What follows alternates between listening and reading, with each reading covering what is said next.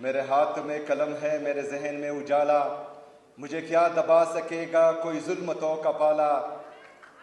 मेरे हाथ में कलम है, मेरे जहन में उजाला, मुझे क्या दबा सकेगा कोई जुल्मतों का पाला। मुझे फिक्र अमन आलम, तुझे अपनी जात का गम है, मैं तलू हो रहा हूं, तू गरूब होने वाला।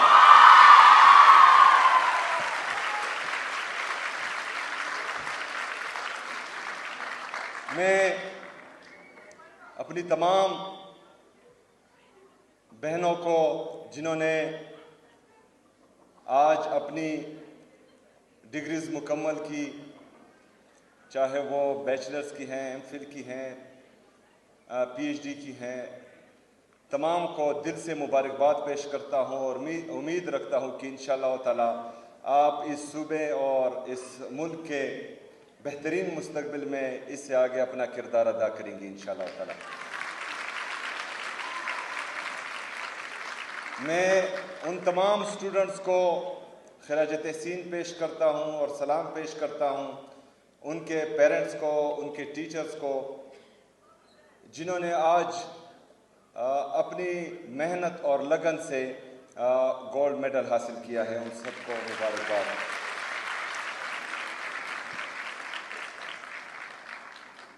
मोहतरमा वाइस चांसलर साहिबा, आज फिर आपने इंग्लिश में तकरीर की जो मुझे बिल्कुल अच्छी नहीं लगी।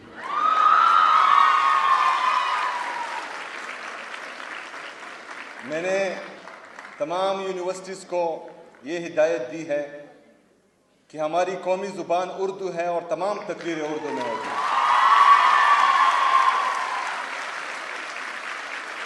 और ये मैं दूसरी दफ़ा कह रहा हूँ और तीसरी दफ़ा मुझे फिर गुस्सा आएगा। बहरहाल वाइस चांसलर साहब, आपकी मेहनत से ये यूनिवर्सिटी यहाँ तक पहुँची है। हम आपको भी खिराज तहसीन पेश करते हैं, आपके पूरे स्टाफ को भी जो मेहनत कर रही हैं।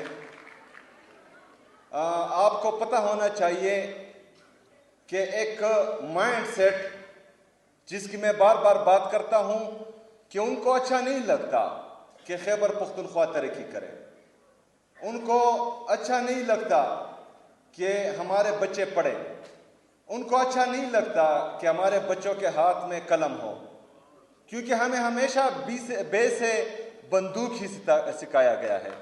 लेकिन इंशाअल्लाह ताला इस दफ़ा हम काफ से कलम ही सीखेंगे, बे से बंदूक नहीं सीखेंगे।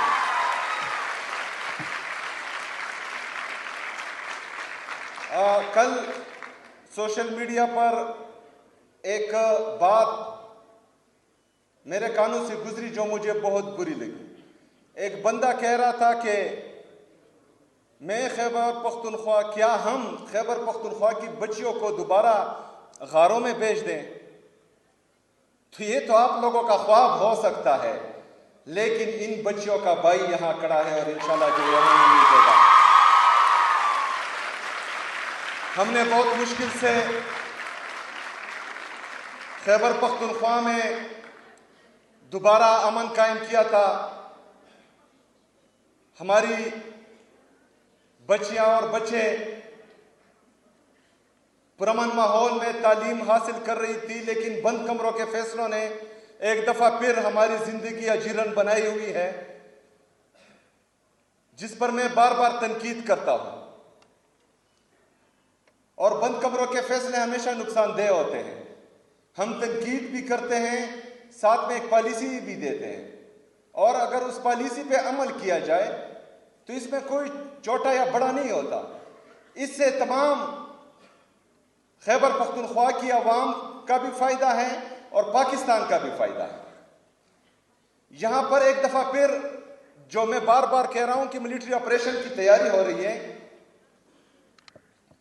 तो मिलिट्री ऑपरेशंस, इनके ऑफिशियल स्टेटमेंट्स हैं कि तकरीबन 22 से ज्यादा मिलिट्री ऑपरेशन खैबर पख्तूनख्वा में हुए हैं। 14,000 से ज्यादा इंटेलिजेंस बेस्ड ऑपरेशंस हुए हैं, लेकिन फिर भी दहशतगर्दी खत्म नहीं हो रही। अगर मुसलसल ऑपरेशंस करने के बाद अभी भी दहशतगर्दी है। जो आप मान रहे हैं कि दहशतगर्दी है, वो अलग डिबेट है कि कौन लाया, कैसे लाया, कब लाया। वो भी हम बताते रहते थे कि आ रहे हैं, अभी पहाड़ों पर हैं, अभी नीचे आ रहे हैं, अब बाजारों तक पहुंच गए, अभी हमारे घरों तक पहुंच गए। वो हम बताते रहे हैं, लेकिन तब हमें बोला जाता कि ये प्रोपेगेंडा कर रहे हैं, ये झूठ बोल रहे हैं। और मुराद सईद साहब की तमाम तकरीरें और तमाम स्टेटमेंट्स मौजूद हैं इस हवाले से, वो रिकॉर्ड पर हैं, वो हर बंदा देख भी सकता है। लेकिन आज एक दफा फिर अगर मिलिट्री ऑपरेशन किया जा रहा है तो कौम को एतमाद मिले, क्योंकि कौम को एतमाद ही नहीं है। वो कह रहे हैं कि मुसलसल एक प्रैक्टिस हो रही है और तकरीबन 15-17 साल से मुसलसल एक प्रैक्टिस हो रही है और वो नतीजा खेज नहीं है। तो ये ज़रूरी है कि पॉलिसी शिफ्ट आना चाहिए, और पॉलिसी शिफ्ट बंद कमरों में नहीं, यहाँ खैबर पख्तूनख्वा की हुकूमत, खैबर पख्तूनख्वा के स्टेक होल्डर्स, खैबर पख्तूनख्वा की आवाम, यहाँ के मशरान तमाम को एतमाद में लेकर एक वाज़ेह पॉलिसी बनाई जाएगी तो वो मुस्तकिल और पायदार अमन में अहम किरदार अदा करेंगी। लेकिन बंद कमरों के फैसले अगर आप वहाँ से इम्प्लीमेंट करेंगे तो नतीजा यही होगा कि 17 साल से जो है मेरे पख्तूनख्वा के अवाम दर बदर की ठोकरें खा रहे हैं। हमने पहले भी कुर्बानी दी है, इससे पहले भी यहाँ ऑपरेशन हुए हैं, हमारे स्कूल तबाह हुए हैं, हमारे कॉलेजेस तबाह हुए हैं, हमारे हस्पताल तबाह हुए हैं, हमारे घर उजड़े हैं, हमारे मस्जिदें शहीद हुई हैं, हमारे उजड़े हैं, हमारे सड़कें तबाह हुई हैं। वो तो एक तरफ, लेकिन 2 दिन के नोटिस पे हम अपना घर बार छोड़कर पाकिस्तान के लिए कुर्बानी दे रहे थे और अपने घर छोड़कर हम बाहर आए थे पहले ऑपरेशंस में, क्योंकि हमें लग रहा था कि पाकिस्तान को हमारी कुर्बानी की जरूरत है, तो ये कुर्बानी हम दे देते हैं। मैं चूंकि अफरीदी हूं और मैं आपको ये वसूख से कहता हूं कि अब मिलिट्री ऑपरेशन शुरू होने से पहले पूरे अफरीदी कौम में एक भी भीख मांगने वाला नहीं था, ना मर्द ना औरत। लेकिन बदकिस्मती से जब मिलिट्री ऑपरेशन खत्म हुआ तो ड्रोन अटैक्स में, जेट तैयारों की बमबारी में, दहशतगर्दों के खुदकश हमलों में हमारे एक घर में अगर 5 मर्द थे तो 5 शहीद हुए, 10 मर्द थे तो 10 शहीद हुए, 20 मर्द थे तो 20 शहीद हुए, सिर्फ औरतें रह गई। लेकिन जब मैं अभी सड़कों पर अपने उन बहनों को भीख मांगते हुए देखता हूं, हमें बुरा लगता है।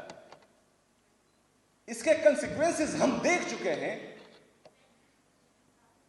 हमने बार बार कुर्बानी दी है पाकिस्तान के लिए, अगर एक दफा फिर कुर्बानी देनी पड़ेगी तो हम दरेग नहीं करेंगे इससे।